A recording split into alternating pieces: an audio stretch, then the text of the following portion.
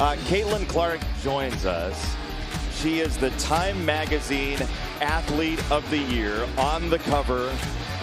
Congratulations, Caitlin Clark. Thank you for stopping by. I appreciate it. Thanks for having me. So you were 5 years old when you decided on number 22, as the story goes. If we were to tell that 5-year-old what today was going to be, what would she have said? Honestly, like, I'm very overwhelmed. This has been absolutely incredible. Just being here and feeling this energy again, there's really no place like this place, and I truly mean that. And it's special for me. It's special for my family, and a lot of my former teammates are back here, former coaches, the coaching staff, and some of my teammates that are still on the team. But you know, I'm just very lucky and grateful and very fortunate. You know, at 5 years old, you know, you don't dream of something like this. So, you know, it comes with a lot of hard work and a lot of really good people that have helped me get here. What has been specifically your pinch me moment, especially over the last couple of years? Yeah, that's tough. You know, I think probably the Final Fours for me. That was my biggest dream, is helping this program get back there. Obviously, we haven't been there since 1993, so getting back there and then doing it in back-to-back years, you know, it's hard to, you know, appreciate it right in the moment. Oh, good thought. It's hard to appreciate it in the moment, but once you look back and reflect on everything, you know, it's really special. How tough is Hannah Stolke? She looks really good. I went up to her yesterday. I actually practiced with the girls, and I was like, Han, like, you look so strong. Like, you look great. Just really proud of her and her physicality. I think, you know, getting her back to the 5 position has been helpful for this team, and I think she feels a little bit more comfortable there. I think in due time she'll be great at the 4 once she, you know, get her shots. She gets a little more comfortable with her shot, but she's improved so much since my freshman year. I'm just really proud of her. What have you seen collectively from the team in your absence from your role on this Iowa Hawkeye squad? You know, it was always going to be really hard to replace not only myself, but more so the teammates that I had as well, because we were just a well-oiled machine. We all knew what we were going to do. We just worked well with one another, and that took years for us to get down. So I think it's been a process for them trying to figure out who's going to be that person, who's going to be that leader, who's that person going to be in crunch time to take a shot, and they've been trying to figure it out. And then obviously you lose your head coach as well. That adds a whole nother dynamic. So I'm really proud of this group and proud of the coaching staff. I think they've done a great job, and you know, this freshman class is really talented, and I'm excited about them.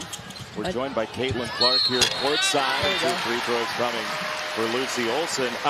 You just turned. You had a birthday, right? You turned 23. 23. No more 22.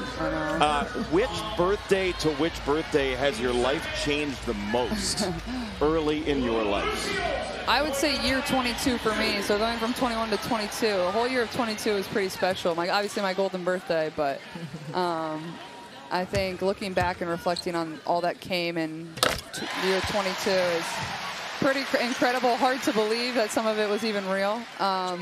You know, getting back to the national championship, being the #1 draft pick, you know, helping the Fever get back to the playoffs first time since 2016. So just really grateful, honestly.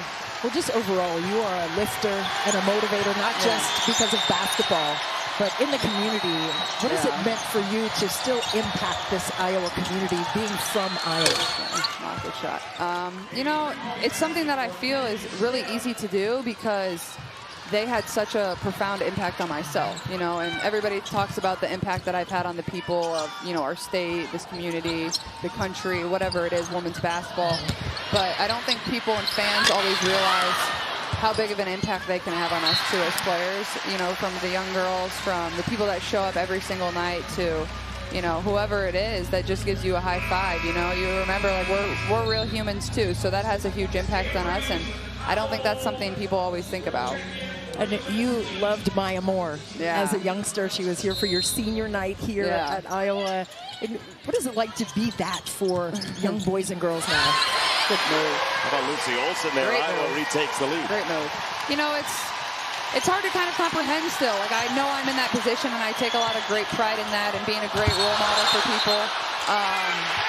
But, you know, it's because I had people like Maya Moore or Candace Parker, or whoever it was that I looked up to, from the girls that were on the high school basketball team to the girls that played in the WNBA. Like, it didn't really matter who they were. I just wanted to look up to somebody and see, you know, the impact that they could have on young women, and I wanted to be able to do that one day. And, now I get to do it just by playing basketball and having fun and kind of living my dream. And have you spoken to Juju about that role for her, respectively? I'm talking to Juju a little bit. Obviously, I kind of watch from a distance, but honestly, more than anything, I just try to be supportive. She doesn't need my help. She's obviously really talented, and her game it speaks for itself, and she's so fun to watch. And as you can tell, our entire scouting report, number 12, that's all it's about. And that means, you know, we have so much respect for her. And, you know, she's only a sophomore. She's going to get so much better, and she already is really good, so it's scary to think about. She scored the last 10 for USC in the first half. A little tear there. What is it like to be in that mode? Yeah. You know, as a player, like, there's nothing better than seeing the ball go through the rim. It just gives you confidence, and I think as a shooter, you know, you make a shot. She got to the free throw line. That's huge. You don't want to give them easy baskets, but when you get to the free throw line and see the ball go through, it's really important. So I think that gave her some confidence, and then she made some good plays there. Well, the fans have continued to show up here at Carver-Hawkeye Arena. What has that meant for you to not only see it, but feel the energy in this building? You know, I'm really happy, and I just want to tell the fans thank you, because, you know, this group deserves it. The coaching staff deserves it. These girls that work so hard, you know, every single day. You know, it's fun for them to get to come in here, and they really rely on these fans. You know, it brings a whole other factor in here. So it's the hardest place to play in all of women's college basketball. There's no doubt about that. Yeah, and the WNBA, you're going to be playing here with the Fever. I can't wait to have all my teammates back in here, and I know the Hawkeye fans are going to give them a very warm welcome. So I think that's going to be special for all of us. A lot of new players with the Fever. Super excited for you. Really Steph White is in the building. Yeah. Juju trying to go to work. She left it short. Second chance is there. Come on. Good move. You can't help but be intense about basketball. What are you not competitive in? Nothing. Your brothers are here, your parents, your family, and Connor is here. Yeah. What have they shared with you about this day and this moment in your journey? Well, I think, like, last night I got together with a lot of people that have just had a really big impact on me, and more of a way to, like, say thank you to them. Like, I wouldn't be here without, you know, the media team or the managers or whoever it is. Like, they all have been very selfless and throughout my career to help me get to the point I've been at. So I think the biggest thing is, like, my mom just told me, like, just enjoy it and, like, look around all these people that are appreciating what you did, and they love you and they want to celebrate you. And sometimes that's hard. Like, you don't always want to think like that. Right. But it is really true. Like, I love all these people back, and I feel very grateful and blessed. What's the best advice Lisa Bluter gave you or is still continuing to give you now? Hang out with David Letterman. I guess so. Yeah, no kidding. I think for her, it was way more than basketball, and you don't always see that in today's world, and I think that's something that's super special. And the same way that Coach Jay runs the program now, is like, you're going to be a good person before, you know, any basketball happens, and I think that's super important. So I think just be where your feet are, soak in every single moment. She always says that. Like, if you ask her players, everybody would probably say that's one of the best pieces of advice. Come on, Sid. Sydney or Falter at the free throw line. You mentioned it, right? So many people look up to you, Caitlin. What do you look for in a hero for yourself?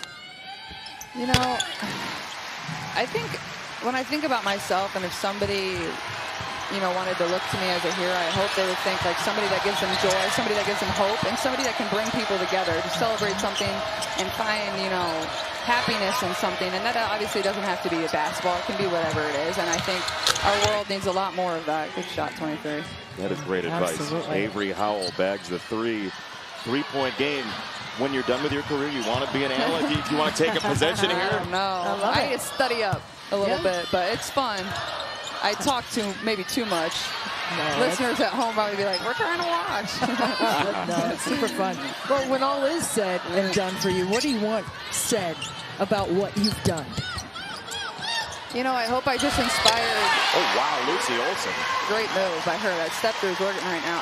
I hope, you know, I feel like I gave people joy and hope to accomplish whatever, and joy and hope in the young women in sport and young girls to achieve whatever they want to achieve. I think that's the best thing. And obviously, women's athletics is taking off, so it's been really fun to watch. Watkins, foul. When you're playing here at Carver-Hawkeye, can you hear this crowd? Like, could you feel it? I know that's the thing. I was sitting up there with my family, and I'm like, you know me, I used to be like trying to get everybody into it. Like, we're missing a little of that. Like, come on, tell them to scream. They want to scream for you. You just got to let them know when. But they're going to get really into it here, especially, you know, beginning of the fourth quarter. It's going to be really, really, really loud.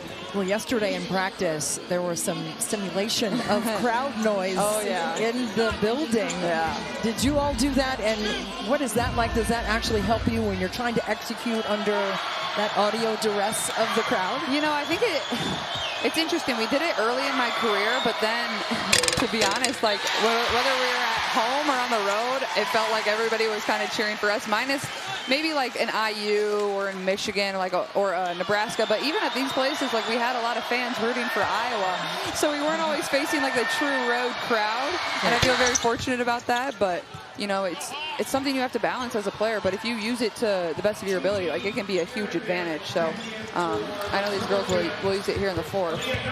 So have you had a Carver cone yet? I haven't. Today? I haven't had one in a really long time, actually. We need to get you one of those. Might be a little early. What if it's only like 2 o'clock? There's always time.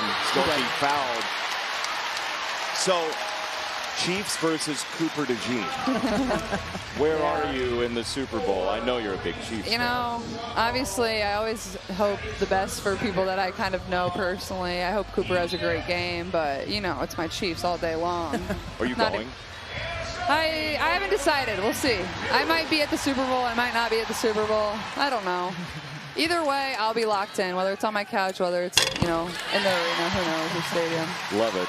Love it. We're joined by Caitlin Clark, your jersey retirement. You said earlier this week, like, it's hard to get emotional about something like that when you're playing a game that day. Like, what do you think it's going to be like for you when this happens? I think it's going to be emotional, maybe. I kind of got emotional just walking in here. So Did you really? A little bit.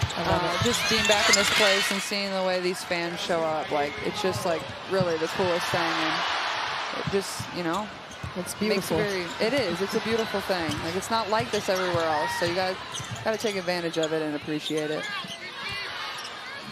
3-point game. What do you want out of this possession? Just put your analyst hat on for a moment. That I like that. You know. Sydney and Falter, offensive rebound and a back tap. Iowa will keep it. I think we got to keep shooting open threes. We've missed a few that I would have liked us to make. We got to make free throws and keep playing good defense. And I think we need to get a few possessions back on the O boards. Hannah's done a really good job, but that's going to be important. And then obviously, more than anything, got to take care of the ball because that's how they got their run going in the first half. But honestly, I'm really impressed with our defense. You know, I told him yesterday, Juju's going to make hard shots. That's what she does. She's really good at it. Don't hang your head. Just get back. Get a shot up. Come on. Olsen got to get it off. She does. Yeah, it's a violation. Caitlin, congratulations on everything. Thank you so much for joining us. Thank you. I appreciate you having me. Enjoy it. Thank you. I will. Thanks, guys. Yeah, take care. Greats of all Thank time. you. Caitlin, appreciate it. Good to see you guys. Good job, baby. Good to see you. Proud of you. Thanks. Thank you.